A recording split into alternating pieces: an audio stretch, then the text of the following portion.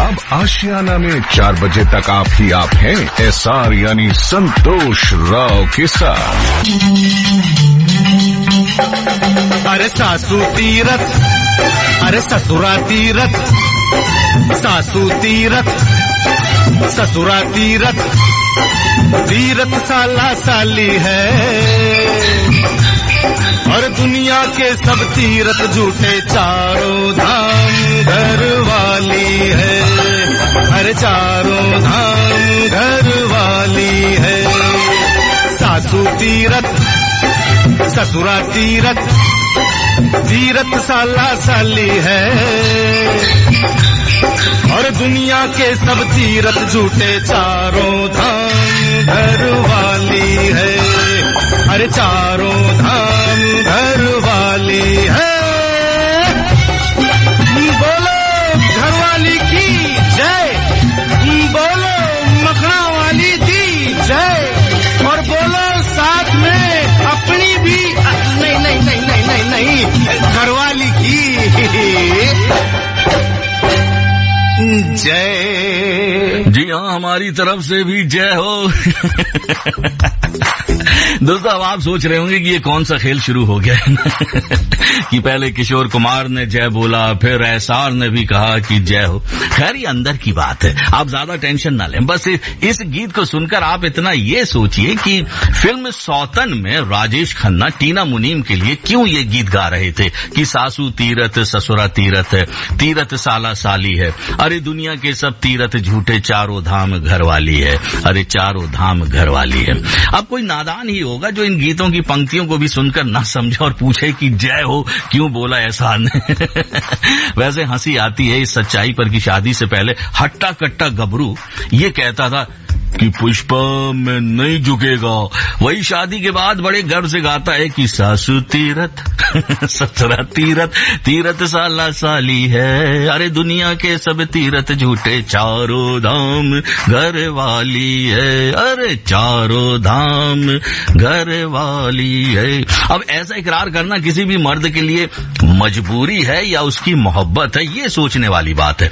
लेकिन जो सच्चाई है वो यही है कि आशियाना तभी एक सुंदर आशियाना बनता है जहां तेरा मेरा, जी हां, तेरा मेरा, मेरा तेरा के लिए कोई जगह नहीं होती। क्योंकि जब रीति रिवाजों के बंधन में बंधता है एक परिवार तो ना रहता है तेरा और ना होता है मेरा, बल्कि हो जाता है एक अपना। फिर चाहे वो परिवार के सदस्य हों या कोई सुख दुख का मेला, सब बनकर एक परिवार खुशियों का लगा देते हैं एक मेला। इस तरह से आप भी गौर से सुनिए। आज हमारे दिल में अजब ये उलझन है, गाने बैठे गाना सामने समझन है, हम कुछ आज सुनाए ये उनका भी मन है, गाने बैठे गाना सामने समझन है।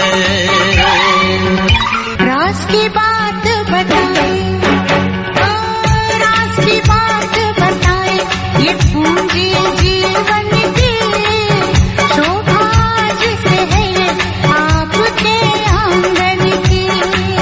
राज की बात बताए, ये पूंजी जीवन की शोभा जिसे है आपके आंगन की।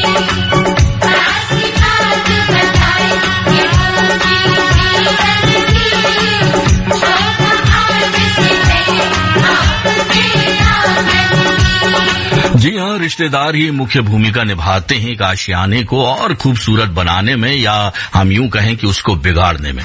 दोस्तों, ये सच्चाई है और समाज द्वारा बनाई गई एक ऐसी रीति है जहां एक पिता अपनी बेटी को, मतलब अपने दिल के कलेजे को निकालकर दूसरे परिवार में सिर्फ ये सोचकर देता है कि वो वहां आबाद रहेगी और उस परिवार में खुशियां लाने की जिम्मेदार भी बनेगी और हर परिस्थिति में उस परिवार का वो ध्यान रखेगी और इन्हीं सपनों के साथ वो पराये परिवार को अपना बना लेती है। एक ढाल बनकर पति के साथ देवर, भाभी, ननंद और जेठ जेठानी सबका ख्याल रखती है, तो वहीं दूसरी तरफ पति का भी ये फर्ज बनता है कि वो अपनी जीवन संगनी को इस बात का एहसास ही न होने दे कि वो पराए घर की है। उसको उतना ही सम्मान और प्यार मिले जितना उस घर के दूसरे सदस्यों को मिलता है। और दोस्तों, जब ऐसे वातावरण में पति पत्नी संग रहेंगे तो यकीन मानिए वो घर, वो आशियाना एक मंदिर से कम नहीं होगा। तूने जिंदगी में आके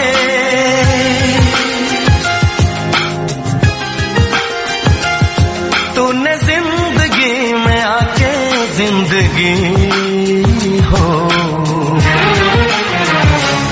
जिंदगी बदल दी।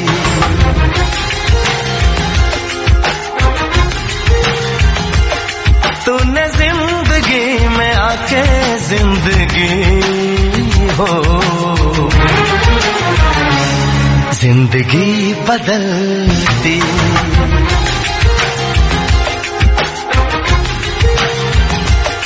तूने प्यार यूं निभा के जिंदगी हो जिंदगी बदल दी। जिंदगी बदल दी।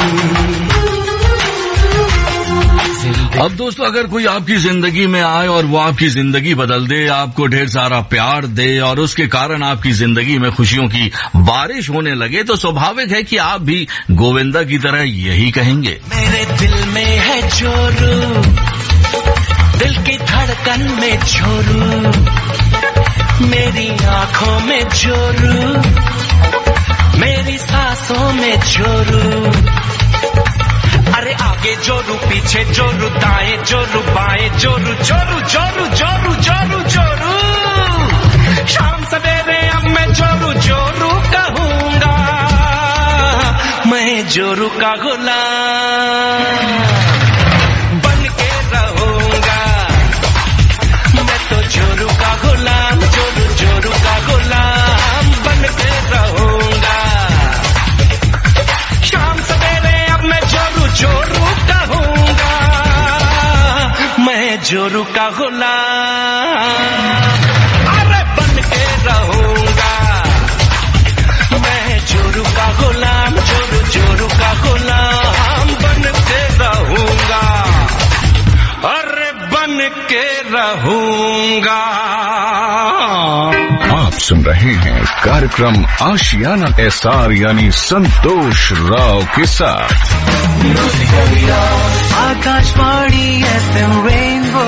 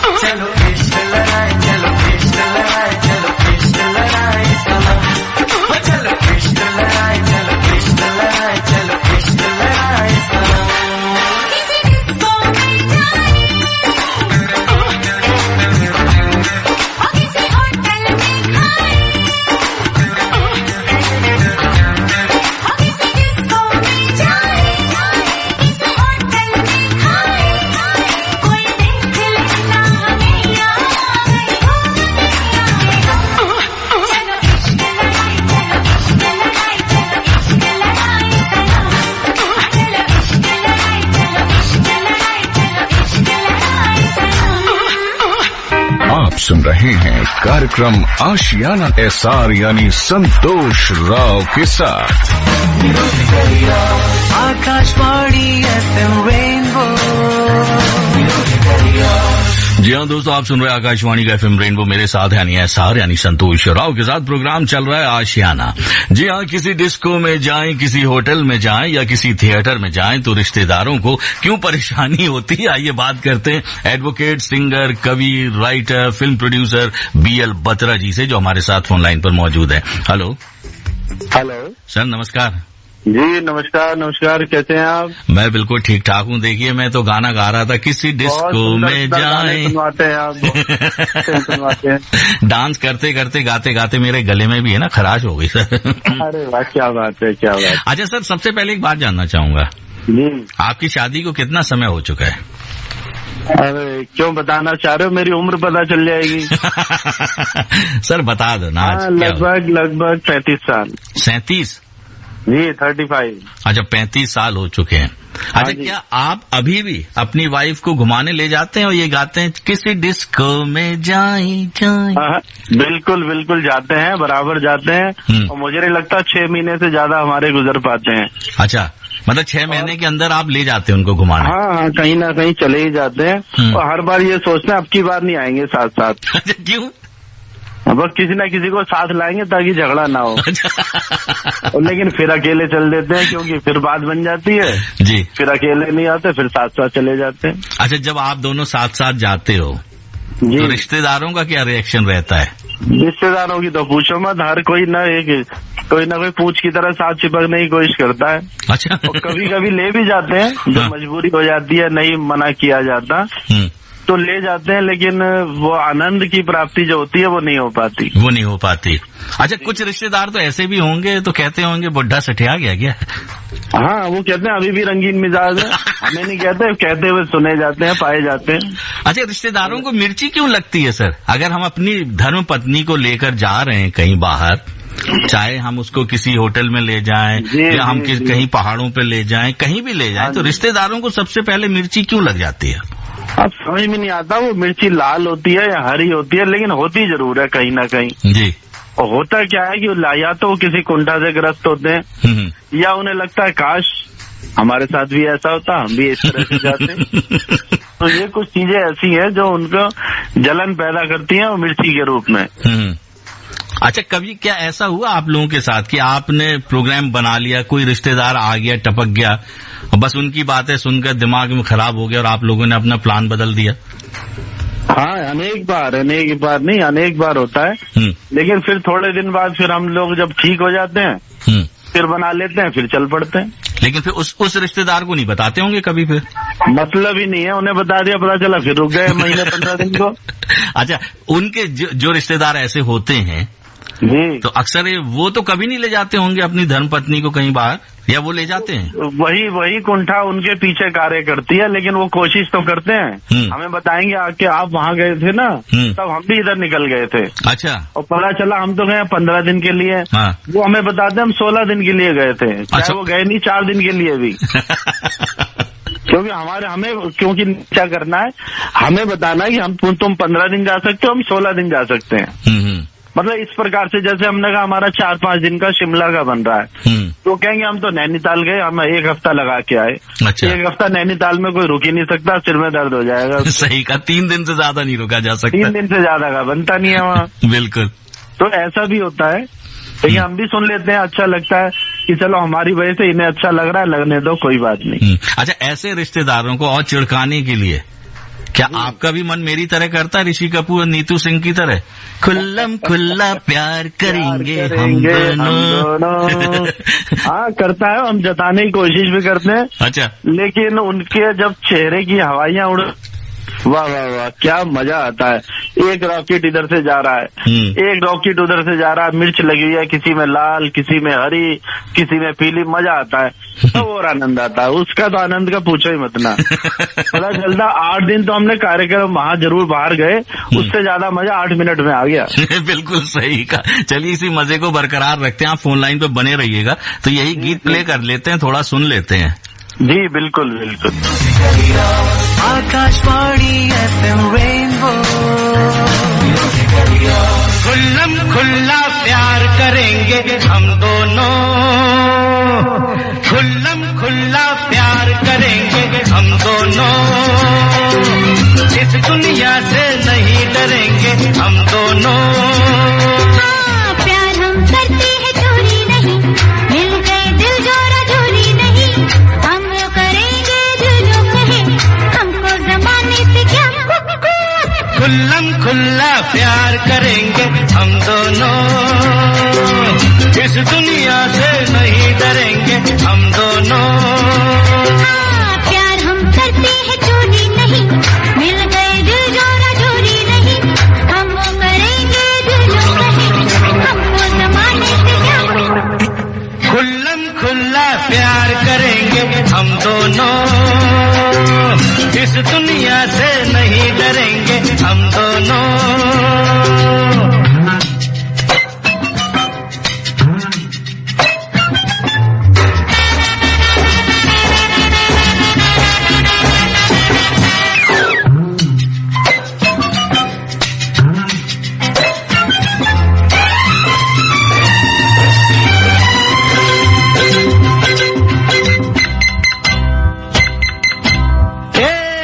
देखो वो इश्क छुप छुप के फरमा रहे हैं, क्या मजा दिल ही दिल में तो घबरा रहे हैं। देखो वो इश्क छुप छुप के फरमा रहे हैं, क्या मजा दिल ही दिल में तो घबरा रहे हैं। लगता है दोनों पड़ोसी है वो, रिश्ता ही ऐसा है जाने भी दो, हम वो करेंगे जो जो कहे, हमको जमाने से क्या। खुल्लम खुल्ला प्यार करेंगे हम दोनों, इस दुनिया से नहीं डरेंगे हम दोनों। जी हाँ, खुल्लम खुल्ला प्यार करेंगे हम दोनों, इस दुनिया से नहीं डरेंगे। आप सुन रहे हैं आकाशवाणी का FM रेनबो SR यानी संतोष राव के साथ प्रोग्राम चल रहा है आशियाना, और हमारे साथ जुड़े हुए हैं फोन लाइन पर एडवोकेट, सिंगर, कवि, writer, film producer BL Batra ji. BL Batra ji ji. अच्छा, ये गीत सुना आपने जी। अच्छा, अक्सर ये बहुत सारी यादें ताजा कर दी आपने ये गीत सुना के। तो कुछ बताना चाहेंगे क्या? बस पूछो मत ना।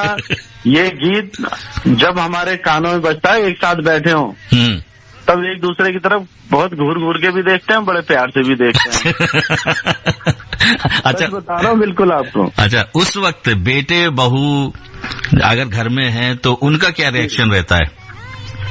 हाँ, वो अब धीरे धीरे वो समझने लगे हैं, क्योंकि आपको पता है मैं थोड़ा थिएटर और ये वो सब में बिजी भी रहता हूँ, कुछ लिखने पढ़ने। वो समझ जाते हैं कि ये कवि हैं, शायर हैं और कलाकार हैं, ये कभी भी कुछ भी कैसे भी कह सकते हैं, सुना सकते हैं, कर सकते हैं। बिल्कुल। तो वो भी यूज टू हो गए धीरे धीरे धीरे धीरे। मतलब वो भी आपके पद पर चलने लगे होंगे ना, बेटे बहू तो? हाँ, कुछ कुछ चलते हैं। वो आप बच्चों से कराते हैं। हमारे जो ग्रैंडसन ग्रैंड डॉटर है, हाँ, वो बहुत अपना मेरे साथ बड़े अच्छे अच्छे गीत गाने भी लगे हैं। अच्छा, ओके। मेरे साथ अभी एक परफॉर्मेंस भी की बच्चों ने। अच्छा, ओके। बहुत अच्छी परफॉर्मेंस। अच्छा, हमने सुना आपकी एक बुक भी अभी रिलीज होने वाली है। जी हाँ, किस्से कहानी किरदार करके एक बुक आ रही है मेरी, 12 तारीख को लॉन्च होगी। अच्छा, ओके जी। जो आयन प्रकाशन दिल्ली से है, और बहुत बेहतरीन उसमें कहानियां हैं, किस्से हैं और किरदार भी हैं। मतलब आपकी जिंदगी में भी ढेर सारी कहानियां हैं। अच्छा, तो एक बात मैं आपसे जानना चाहूंगा BL बत्रा जी, इससे पहले कि सवाल पूछूं, मुबारकबाद दे दूं आपकी आने वाली किताब के लिए। जी। पसंद आए लोगों को। अच्छा, एक बात बताइए, अक्सर ये होता है ना, जब कोई रिश्तेदार होते हैं, कोई ना कोई ऐसे रिश्तेदार होते हैं, जैसे बोला जाता है कि शादी में फूफा जब तक नाराज नहीं होंगे नाराज नहीं हो तो मजा नहीं आता है ना। ऐसे कुछ रिश्तेदार ऐसे होते हैं जो हमेशा रंग में भंग मिलाने के लिए कभी अमरीश पुरी बनकर आ जाते हैं, तो कभी कोई बिंदु भी बन जाती है, मतलब ऐसी भाभी या कोई ना कोई। मुझे लगता है ये हर रिश्तेदार में रिश्तेदार मिलते हैं। बिल्कुल ऐसे मिलते हैं। तो आपके भी कोई है क्या? अगर नाम ले दूंगा शायद वो सुन रहे हो तो बुरा मान जाएंगे। है तो एक नहीं, अनेक है। अच्छा, अनेक है। वैसे सबके साथ ही यही कहानी, घर घर की कहानी सबके साथ मिलेगी। अच्छा, मेरे को समझ में नहीं आता, जब वो अपने घर होते हैं तो हीरो हीरोइन बन जाते हैं, जब वो दूसरे के यहाँ जाते हैं खलनायक बन जाते हैं। ये समझ में नहीं आती बात। यही तो राज है सर जिंदगी का, रिश्तेदारी का मजा इसी में मुझे लगता है। जिंदगी का फलसफा भी यही है सर। हाँ बिल्कुल बिल्कुल, कुछ खट्टा कुछ मीठा जी, चलता रहे बस चलता रहे। बिल्कुल। अच्छा एक बात मैं आपसे जानना चाहूंगा, ये तो मजाक की बात हो गई, रिश्तेदारों की कितनी बड़ी भूमिका होती है एक आशियाने को बनाने या बिगाड़ने में? हाँ मुझे लगता है रिश्तेदारों की, दोस्तों की बहुत बहुत बड़ी भूमिका होती है। काम उनका भले ही कोई छोटा छोटा हो, लेकिन वो जब वो जिंदगी में रंग लाता है, जिंदगी में सकारात्मकता लाता है, तो बहुत दूर तक जाती है, बहुत बेहतरीन जिंदगी बन जाती है, माहौल भी बहुत अच्छा बन जाता है। मजाक की बातें तो अलग हैं, मजाक कर लेते हैं, लेकिन हाँ ये चीजें भी जो हमारा समाज का ताना बाना है, जिस तरह से हम लोग रहते हैं, जहाँ हम रहते हैं, वहाँ रिश्तेदार मेरे ख्याल है एक अहम रोल निभाते हैं, और जहाँ नहीं निभाते वो बेचारे अकेले रहते हैं, मानते भले अपने आप को मेले में हो, लेकिन मुझे लगता है वो अकेले रहते हैं, तन्हा रहते हैं। जी तन्हा रहते हैं। बिल्कुल सही कहा, मतलब रिश्तेदारों की भूमिका बहुत अहम होती है एक आशियाने को सुंदर और खूबसूरत बनाने में। जी बिल्कुल बिल्कुल, हमें याद है हमारी दादी कहा करती थी, जिस दिन घर पे कोई रिश्तेदार नहीं आया, मतलब बहुत पुरानी बात बता रहा हूँ, छोटे थे तब भी सुनते थे, जब तक वो गई 104 साल में गई तब भी सुनते थे कि जब जिस दिन कोई घर में रिश्तेदार नहीं आया तो सुना सुना सा लगता था। और पूछ लेती थी, कोई बाहर से पूछ के तो नहीं चला गया, अंदर क्यों नहीं आया, यानी कि उन्हें रहता था कोई ना कोई तो आया ही होगा। जी जी, तो ये एक बहुत बड़ी बात हुआ करती थी उस जमाने में, और हमें आज भी उसे फॉलो करने में अच्छा लगता है। बिल्कुल बिल्कुल, रिश्तेदार होते हैं वो हमेशा आगे बढ़ने का हमें प्रयास करते हैं, जब हम प्रयास करते हैं तो हमारी मदद करते हैं, हमें प्रोत्साहित करते हैं। देखो प्लस माइनस सब जगह होते हैं, हमारे घर में भी अब जैसे कहते हैं बहुत छोटी सी बात है, 5 उंगलियां बराबर नहीं होती, घर में भी हमारे 6 बच्चे हो तो जरूरी नहीं है सबके नेचर एक जैसे हो, स्वभाव एक जैसे हो, हमारा पूरा कहना माने फॉलो करे, नहीं होता ना। तो रिश्तेदार भी कुछ ऐसे होते हैं, लेकिन वो बहुत अच्छे होते हैं, वो लोग भी जिनके होते हैं और जिनके रिश्तेदार होते हैं, दोनों अच्छे होते हैं। बिल्कुल दोनों अच्छे होते हैं, दोनों की अपनी अपनी अहमियत होती है और दोनों की अहमियत को समझना होगा। जी बिल्कुल बिल्कुल, तभी जीवन नैया जीवन गाड़ी बड़ी अच्छे से चलती है, स्मूथली चलती है। चलिए बहुत अच्छा लगा आपसे बातचीत करते हुए, बहुत बहुत धन्यवाद। पूरे हिंदुस्तान ने आपकी बातें सुन ली, हंसी मजाक के साथ गहरी वाली बात भी आपने कही। और आपका धन्यवाद कि आपने मुझे सब पूरी जनता से रूबरू कराया और अच्छी अच्छी बातें की, बहुत अच्छे अच्छे गाने सुनवाए, मजा आ गया आज। बहुत एक प्यारा सा गीत और सुना देता हूँ आपके और आपकी वाइफ के लिए। बिल्कुल बिल्कुल, मुझे अच्छा लगेगा, सुनिए सर। जी आकाशवाणी FM रेनबो,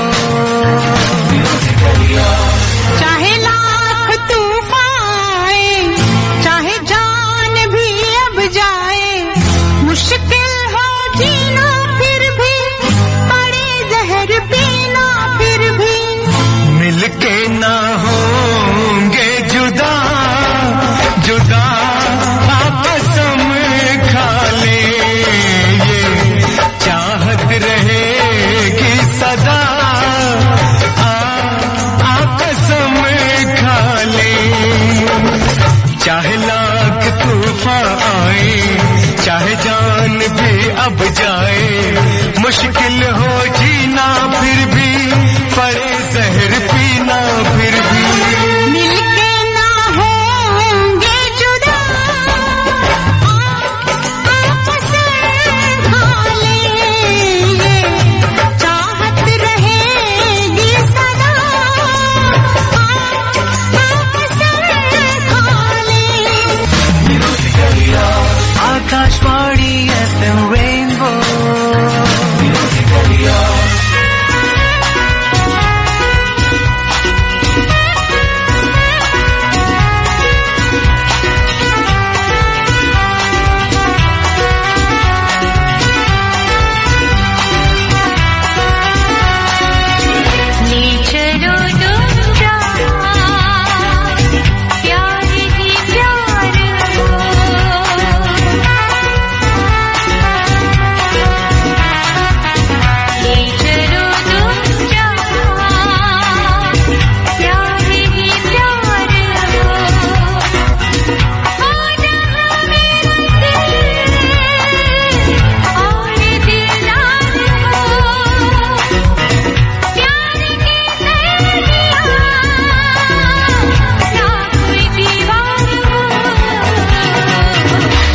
चलो तुम जहाँ प्यार ही प्यार हो,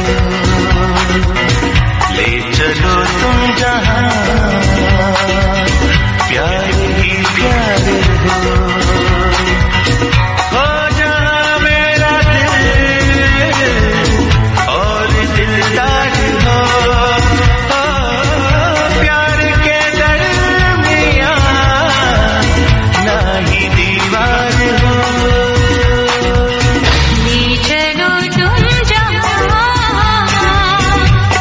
जी हाँ, ले चलो तुम जहाँ प्यार ही प्यार हो जहाँ मेरा दिल और दिलदार हो, प्यार के दरमियान ना ही दीवार हो। दोस्तों, जब दिल यही चाहता है तो फिर रिश्तेदार कुछ भी कहें, कहने दीजिए। आप बस रिश्तेदारों की बातों को नजरअंदाज करके हमेशा अपनी मोहब्बत के संग बिताइए क्वालिटी टाइम, क्योंकि यही साथ आपकी मोहब्बत को और परवाज देगा और साथ ही साथ आपके आशियाने में खिलाएगा खुशियों के फूल। बहरहाल अब वक्त हो रहा है आशियाना प्रोग्राम का पहला सेगमेंट समाप्त करने का, लेकिन आप हमारे साथ बने रहिएगा क्योंकि हमारा म्यूजिकली सफर आपके साथ जारी रहेगा दिल विच दिल्ली और रेडियो डॉक्टर के माध्यम से 4 बजे तक। तो बने रहिए और सुनते रहिए आकाशवाणी का FM रेनबो SR यानी संतोष राव के साथ। तेरे प्यार में दिल दीवाना है, तेरे प्यार में दिल दीवाना, तेरे प्यार में दिल दीवाना है, तेरे प्यार में दिल दीवाना, तेरे प्यार में दिल दीवाना है, तेरे प्यार में दिल दीवाना, तेरे प्यार में दिल दीवाना है, तेरे प्यार में दिल दीवाना। पागल है इस पागल को मुश्किल बड़ा समझाना, दिल दीवाना ये दिल दीवाना। तेरे प्यार में दिल दीवाना है, तेरे प्यार में दिल दीवाना, तेरे प्यार में दिल दीवाना है, तेरे प्यार में दिल दीवाना। पागल है इस पागल को मुश्किल बड़ा समझाना, दिल दीवाना ये दिल दीवाना। तेरे प्यार में दिल दीवाना है, तेरे प्यार में दिल दीवाना, तेरे प्यार में दिल दीवाना है, तेरे प्यार में दिल दीवाना। दिल्ली वालों को रेनबो की सौगात दिल विच दिल्ली यानी दिल्ली NCR विद SR। तू झूठी तेरा वादा झूठा, तुझे क्या फर्क पड़ता है, मैं जीऊं मर जाऊं या मिट जाऊं, तुझे क्या फर्क पड़ता है।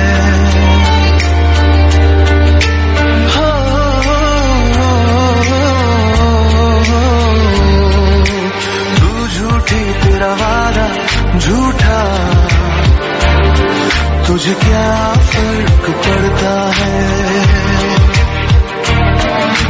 मैं जीऊं मर जाऊं या मिट जाऊं, तुझे क्या फर्क पड़ता है। ख्वाब आंखों में टुकड़े टुकड़े, सांसों में है बिखरे बिखरे, कौन सा तेरा कुछ बिगड़ा है, दिल तो मेरा टूटा है, तुझे क्या फर्क पड़ता है, तुझे क्या फर्क पड़ता है।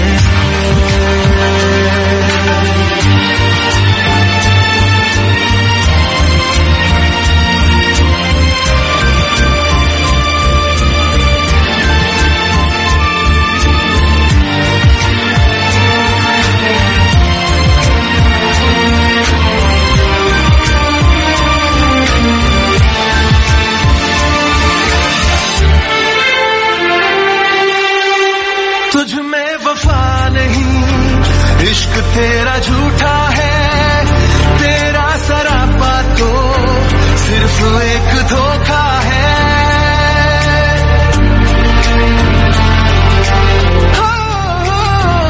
तुझ में वफा नहीं, इश्क तेरा झूठा है, तेरा सरापा तो सिर्फ एक धोखा है।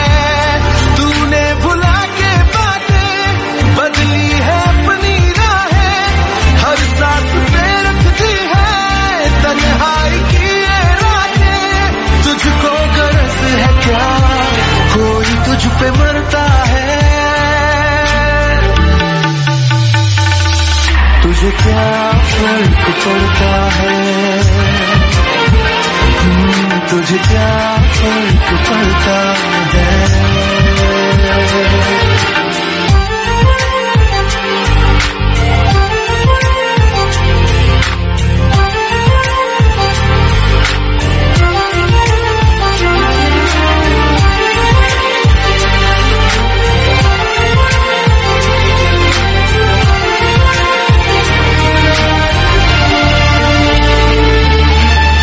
तुझसे दिल लगाने की कैसी है ये सजा, आंसुओं में बंद है जिंदगी ये बेवजह।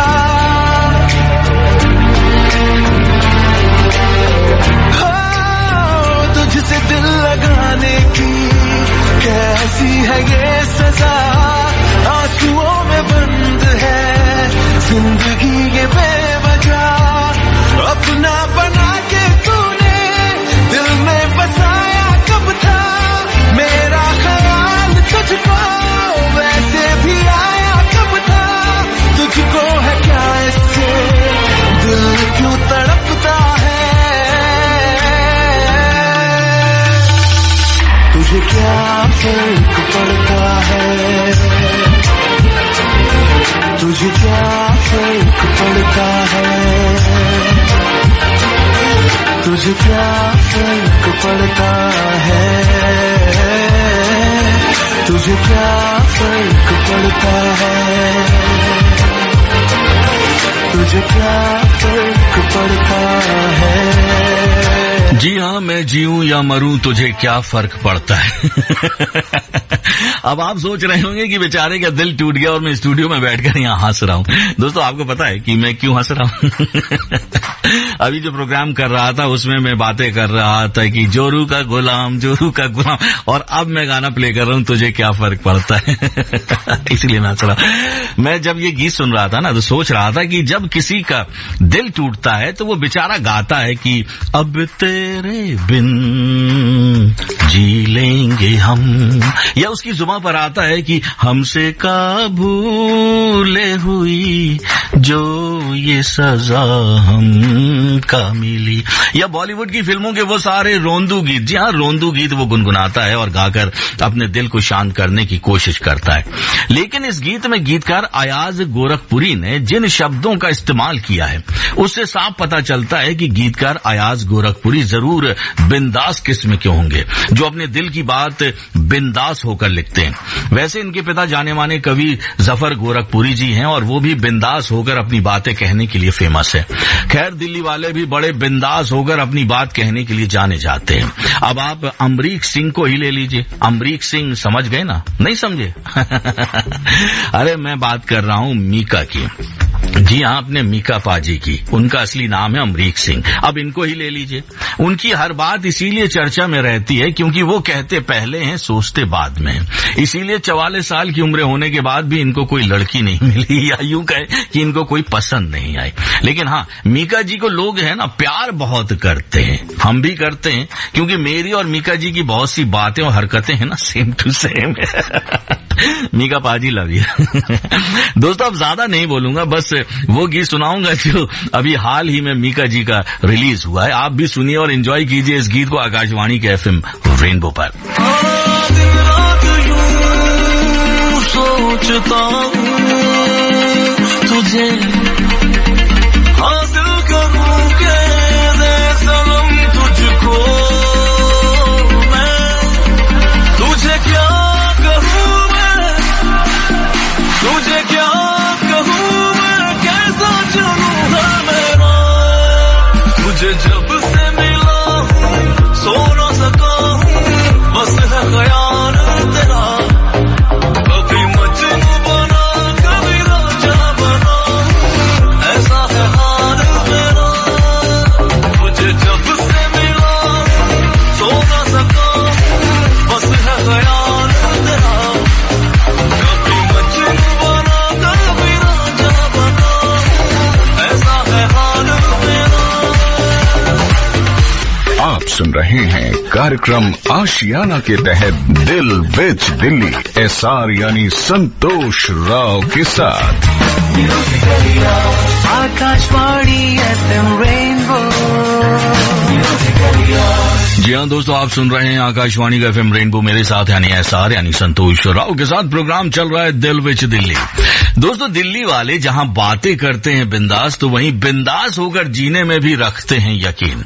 एक ऐसी ही बिंदास एक्ट्रेस है तापसी पन्नू, जो दिल्ली की रहने वाली हैं। उनकी बेहतरीन एक्टिंग के कायल तो दुनिया है, लेकिन उनकी बातें जो बिंदास होकर कहती है ना, वो कई लड़कियों को इंस्पायर भी करती है। बिंदास होकर हमने उनसे भी कई बिंदास सवाल पूछे और बिंदास होकर ही उन्होंने हमारे सवालों के जवाब दिए। अब क्या सवाल हमने पूछे और उन्होंने क्या जवाब दिया, गौर से सुनिए।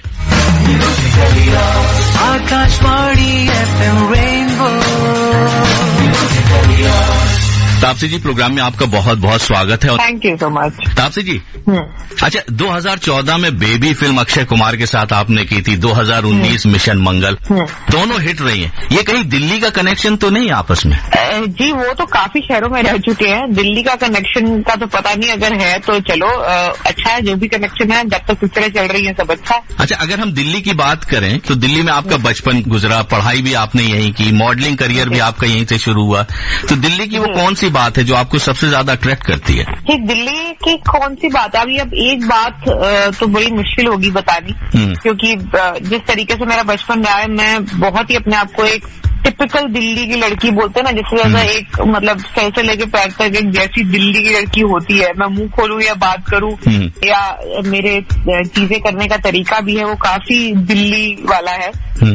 अभी तक है थैंकफुली, चाहे मैं हैदराबाद और मुंबई रह चुकी हूँ अब काफी साल, बट हाँ, वो दिल्ली का एक अलग ही कैरेक्टर होता है, जो चाहे वो थोड़ा सा बात करने का तरीका हो, आपका बिंदासपन हो, थोड़ा सा मतलब जो पहले कर लेते हैं चीजें, शायद उसके बाद दिमाग लगाते हैं, वो वाली बात हो, या खाने के प्रति प्यार हो, या मतलब हर चीज जो कहते हैं ना स्ट्रीट स्मार्ट, खुद कुछ चीजें खुद ही करना है, मेरे को अपनी हर चीज खुद संभालनी है, मैं खुद कर सकती हूँ, अपने आप अकेले चीजें मैनेज करना है, जिसको स्ट्रीट स्मार्ट बोला जाता है, वो आई थिंक काफी हद तक दिल्ली की वजह से है। अक्सर ये देखा गया है कि दिल्ली में जो बच्चे पढ़ाई करते हैं यहाँ पर, तो आकाशवाणी जरूर आते हैं कोई ना कोई प्रोग्राम करने, ऑडिशन देने, तो क्या आपने कभी ट्राई किया यहाँ?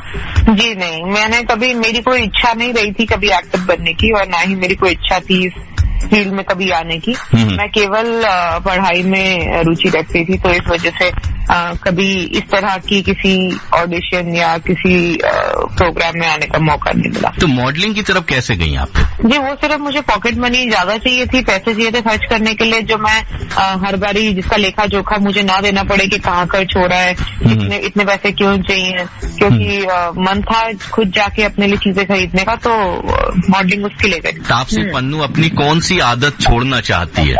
आई होप तो अपना फोन का यूज करना थोड़ा कम कर दूं।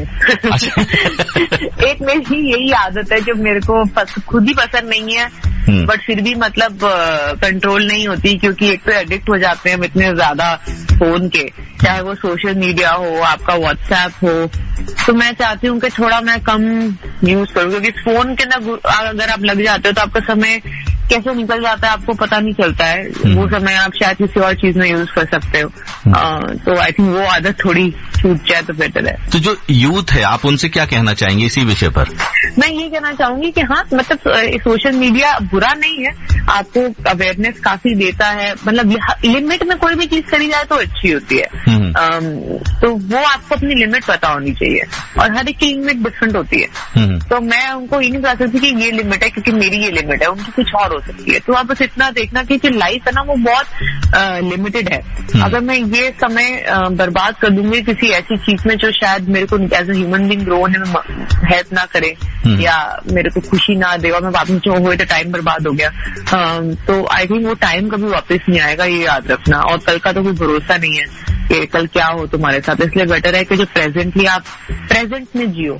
हम बहुत समय लगा देते हैं आगे की प्लानिंग करने में, बहुत समय लगा देते हैं पीछे जो हुआ उसके बारे में ज्यादा ओवर थिंक करने में, रिग्रेट करने में, पछताने में, या फिर मतलब उसी के गुणगान गाने में।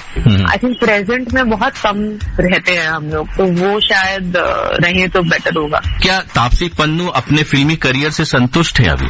जी हाँ, मैंने तो कोई बेंचमार्क बनाया नहीं था ऑनेस्टली, क्योंकि मुझे नहीं लगता था कि मैं कभी इस फील्ड में आऊंगी, तो इस वजह से मेरा ऐसा कोई बेंचमार्क नहीं था। मेरी लाइफ में मैंने अपने एक जो बेंचमार्क थे वो मेरे कुछ इस तरह के थे कि एक ऐसी लाइफ चाहिए जिसमें जब दिन खत्म हो एक खुशी खुशी तुम सो, एक लंबी गहरी नींद हो, सुबह उठो तो तुम खुशी से उठो कि आज तुम कुछ एक्साइटिंग नया करने वाले हो। ऐसी लाइफ होनी चाहिए। मैंने सोचा था मैं 30 साल की होंगी उससे पहले मेरे पास एक घर होना चाहिए अपना, मेरे पास अपनी गाड़ी होनी चाहिए और अपनी एक इस तरह की करियर होना चाहिए जो कि रिलायबल हो, अनस्टेबल सा ना हो।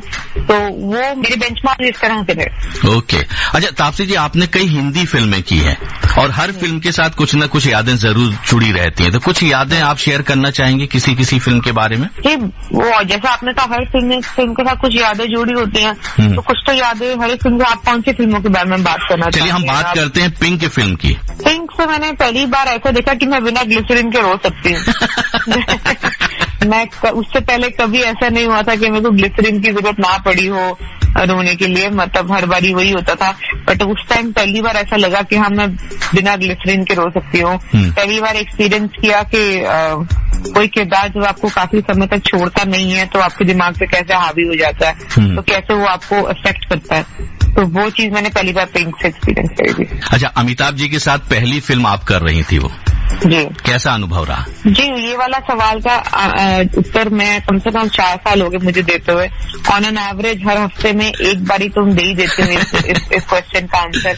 पता नहीं लोगों का मन नहीं भरा पूछते पूछते कि मतलब वो टेस्ट कर रहे हैं कि मेरी कंसिस्टेंसी क्या है आंसर देने की। मतलब मैं उनको बहुत रिस्पेक्ट करती हूँ, मैं उनको बहुत प्यार करती हूँ, मैंने उनके साथ एक्सपीरियंस बहुत अच्छा रहा है। तो मुझे एक बात समझ नहीं आती कि जब भी हम किसी हीरोइन से बात करते हैं तो हमेशा किसी उस हीरोइन को ये ही क्यों पूछते हैं कि आप बताइए आपके हीरो के साथ आपको काम करके कैसा लगा। बिल्कुल। मैंने कभी नहीं देखा कि किसी बड़े हीरो को ये बात पूछी गई हो कि आप बताइए आपने इस हीरोइन के साथ काम किया था कि उसके साथ काम करके आपको कैसा लगा। ये सवाल सिर्फ एक हीरोइन से क्यों पूछे जाते हैं? ये क्या हमारी मेहनत नहीं होती? नहीं, आपकी मेहनत होती है और लोग पसंद भी करते हैं। जी, कलाकार तो काफी होते हैं पिक्चर के अंदर और हर कलाकार इम्पोर्टेंट होता है। जो कैमरे के सामने होते हैं वो भी और जो कैमरे के पीछे होते हैं वो भी। बट जब बात आती है पूछने के बारे में तो हमेशा हमसे पूछा जाता है पहले आप बताइए आपको इस हीरो के साथ काम करके कैसा लगा, आप बताइए आपको उस बड़े किरदार के साथ काम करके कैसा लगा। मेरे को ये समझ नहीं आता कि हमेशा उल्टा तो कभी नहीं पूछा गया। तो हम कब तक हम इस तरह के जो जेंडर इनइक्वालिटी है हमारे दिमाग में बसी हुई, हम उससे कब बाहर निकलेंगे? कुछ प्रयत्न करना चाहिए इस विषय पर। जी, हमारे को अपने आप से शुरू करना चाहिए। मैं अपनी तरफ से पूरी कोशिश मेरी जारी है। 2016 से पिंक से चालू हुई थी जब मैंने देखा था कि लोग शायद रेडी हैं ये जेंडर इक्वालिटी को क्वेश्चन करने के लिए। उसके रिजल्ट से, पिंक के रिजल्ट से मैंने ये चीज देखी। बट अगर हमारी जो अपनी जो पर्सनल सोच है वो तो अपने आप को ही काम करना पड़ेगा ना उसके ऊपर। तो बाहर से आके तो आपकी चेंज नहीं करेगा। तो तब से लेके अब तक चाहे जो भी मेरी पिक्चरें हों, आने वाली पिक्चरें भी 2020 में, मैं हर पिक्चर में कुछ ऐसा मुद्दा जरूर उठाती हूँ जो आपको शायद सोचने पे जरूर मजबूर करेगा। अब मेरे हिसाब से एज एन एक्टर तो मैं ऐसे सब्जेक्ट पिक करके पिक्चर कर सकती हूँ, बट आप एज एन ऑडियंस उससे कितना इन्फ्लुएंस होता है, उससे क्या लेके जाते हैं घर, वो आपके ऊपर है, वो आपकी सोच पर निर्भर करता है। अच्छा, अक्सर ये होता है कि हम इमेजिन करते हैं कि बुढ़ापे में हम इस तरह से दिखेंगे या बुढ़ापा हमारे इस तरह से होगा। आपने तो सांड की आंख में कर लिया तो आपको अनुभव हो गया होगा। हाँ, ये तो है। मैंने मेरी मदर काफी समय मेरे साथ थी जब मैं शूटिंग कर रही थी सांड की आंख की। मैं उनको कहती थी, मैंने कहा वैसे तो उनको बड़ा बुरा लगता था देख के कि मेरी शक्ल पे कैसा मेकअप हो रहा है, ये जिस तरीके से खींची जाती है स्किन इस तरह का मेकअप करने के लिए, वो बहुत हानिकारक होती है एक्चुअली स्किन के लिए।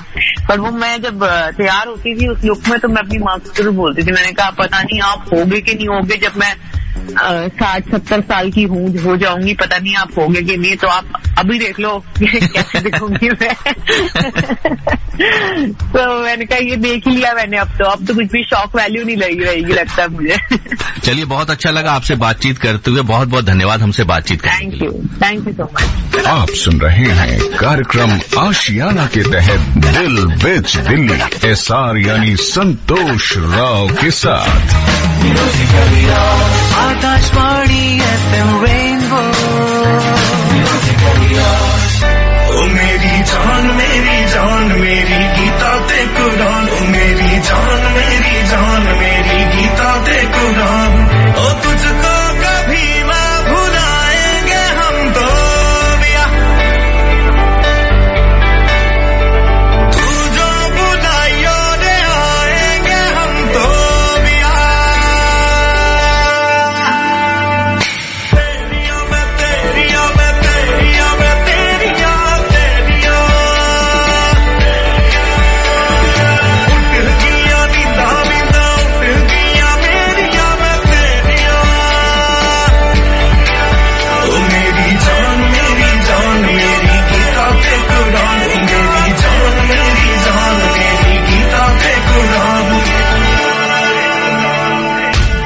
सुन रहे हैं कार्यक्रम आशियाना के तहत दिल विच दिल्ली, एसआर यानी संतोष राव के साथ। Akashvani FM rainbow. जी हाँ दोस्तों, आप सुन रहे हैं आकाशवाणी का FM रेनबो, मेरे साथ यानी एसआर यानी संतोष राव के साथ। प्रोग्राम चल रहा है दिल विच दिल्ली, जिसे सुन रहा है पूरा हिंदुस्तान। दोस्तों आइए आप बात करते हैं उस फिल्म की जिसकी शूटिंग दिल्ली शहर में हुई, और आज हम बात करेंगे 2012 की सुपर हिट फिल्म एक था टाइगर की, जिसमें थे सलमान खान, कटरीना कैफ, रणवीर शोरे, गिरीश कर्नाड, रोशन सेठ और गवी चहल। और इस फिल्म एक था टाइगर को डायरेक्ट किया था कबीर खान ने, जबकि इस फिल्म के निर्माता थे आदित्य चोपड़ा। और 75 करोड़ बजट में बनी इस फिल्म ने बॉक्स ऑफिस पर कमाई की थी तकरीबन 332 करोड़ रुपए। जी हाँ, सुपर हिट फिल्म थी ये। और ये फिल्म पूर्व रॉ जासूस रविंद्र कौशिक के जीवन पर बनाई गई थी। अगर हम बात करें इस फिल्म की शूटिंग की, तो इस फिल्म की शूटिंग की शुरुआत हुई थी डबलिंग में अगस्त 2011 में। फिर सितंबर 2011 में इस फिल्म के कुछ सीन फिल्माए गए थे इस्तानबुल में, जो टर्की में है।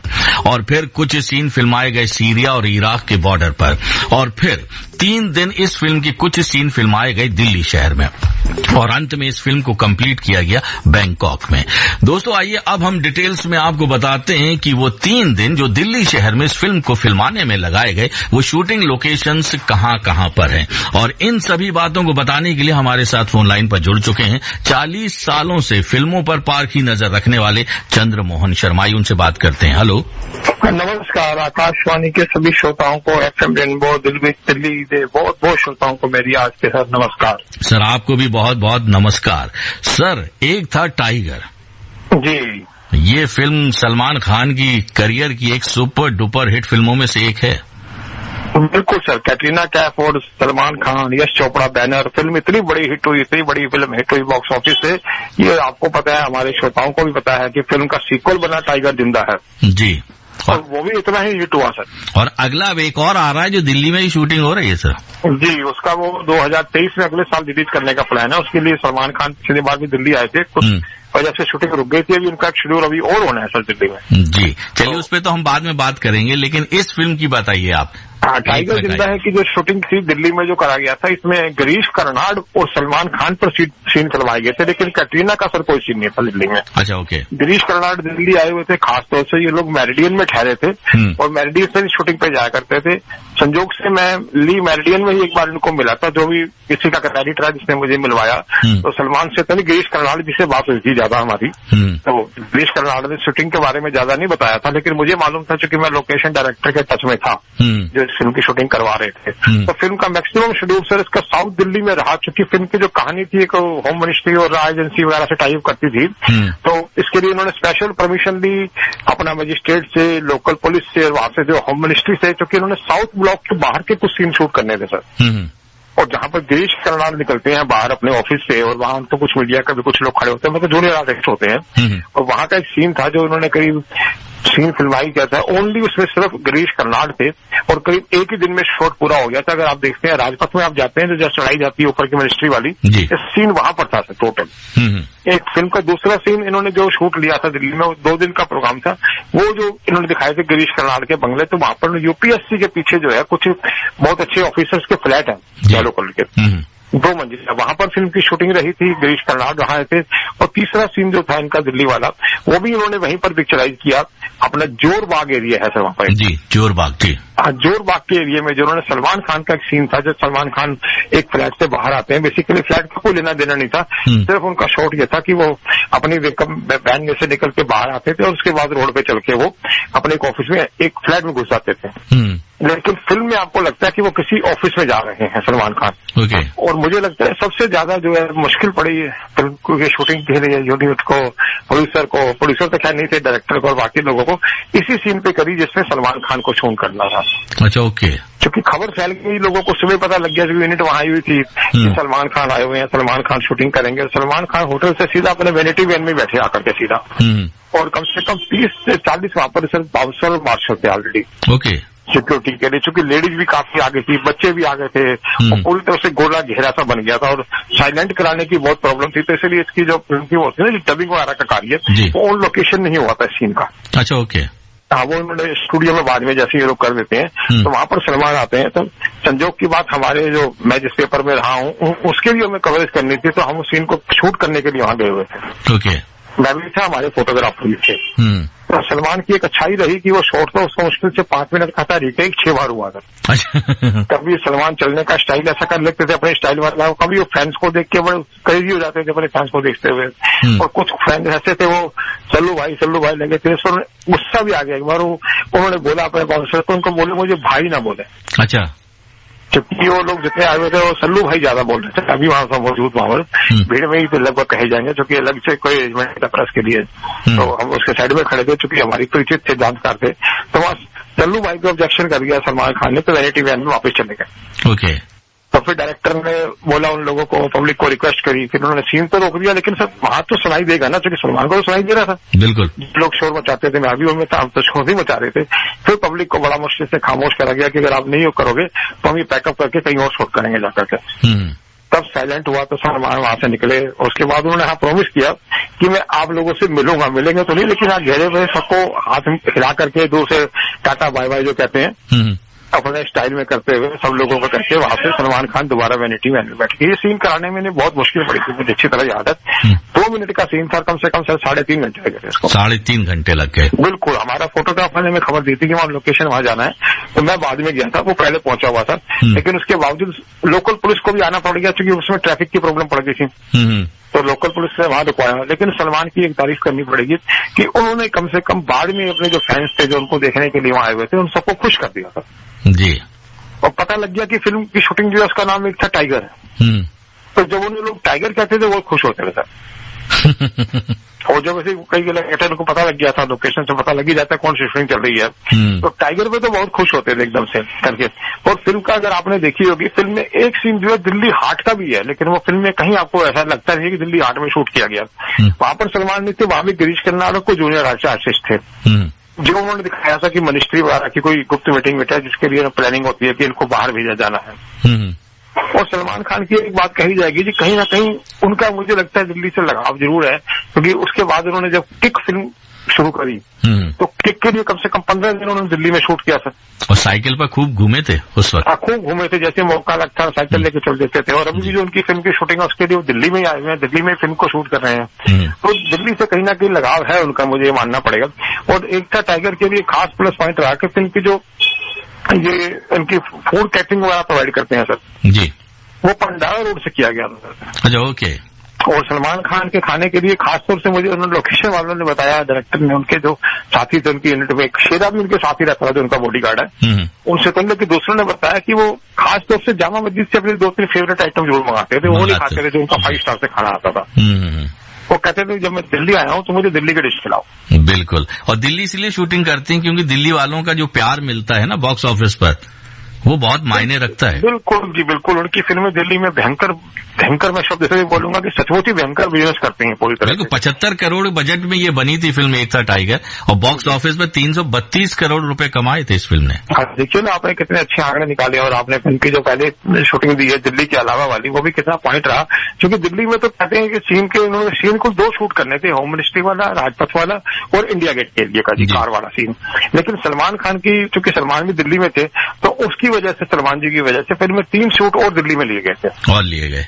और ये तीनों सारे सीन आपको फिल्म में दिखाई देंगे। एक था टाइगर, जब भी हमारे श्रोता देखते हैं या आप लोग देखेंगे तो आपको बिल्कुल लग जाएगा कि ये फिल्म जो शूटिंग जो है शाहजहां रोड पे चल रही है, जो लोग दिल्ली वाले हैं, ये शूटिंग जो है राजपथ पे हो रही है, ये शूटिंग इंडिया गेट पे। हाँ, दिल्ली हाट वाला सीन आप नहीं पकड़ सकते सर। ओके, चलिए, बहुत अच्छा लगा, आपने ढेर सारी जानकारी दी, बहुत बहुत धन्यवाद। अगले हफ्ते फिर आपसे मुलाकात करेंगे, बात करेंगे एक नई फिल्म के साथ। श्रोताओं को भी मेरी आज की नमस्ते सर। थैंक यू, शुक्रिया सर। Akashvani FM rainbow.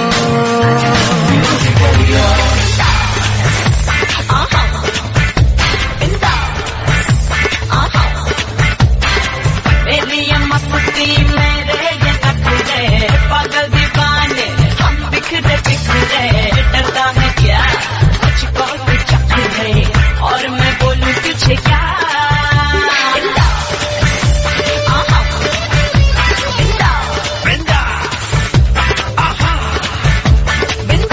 हम दोनों जी हाँ, बिंदास होकर जीने में जो मजा है वो कहीं और नहीं मिलता। इसीलिए दिल्ली वालों हमेशा यूं बिंदास होकर रहिए। जो बोलना है बिंदास होकर बोलिए, बिंदास रहिए और सुनते रहिए एफएम रेनबो, क्योंकि यहाँ मनोरंजन भी है और जानकारियां भी। तो बने रहिए और सुनते रहिए आकाशवाणी का एफएम रेनबो, क्योंकि 3 बजे से हम लेकर आ रहे हैं रेडियो डॉक्टर, जिसमें आज हम बात करेंगे आयुर्वेदिक ब्यूटी ट्रीटमेंट्स की। और आपके सवालों के जवाब देने के लिए हमारे साथ होंगी डॉक्टर रीना अरोड़ा। तो बने रहिए और सुनते रहिए आकाशवाणी का एफएम रेनबो एसआर यानी संतोष राव के साथ। Akashvani FM rainbow.